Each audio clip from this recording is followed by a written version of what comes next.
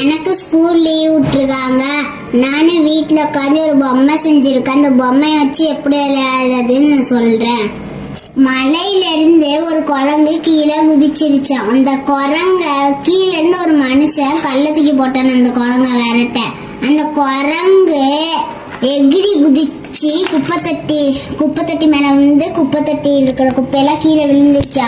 அப்புறமா அந்த மனுஷன் பார்த்துட்டு ஓடி போயிட்டான். குரங்க பார்த்துட்டு குரங்கு வீட்டுக்குள்ள போயிடுச்சான்.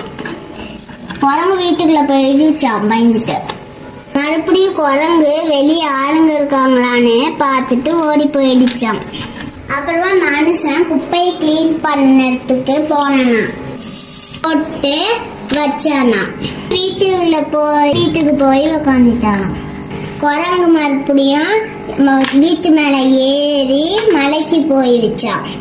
அவ்வளவுதான்.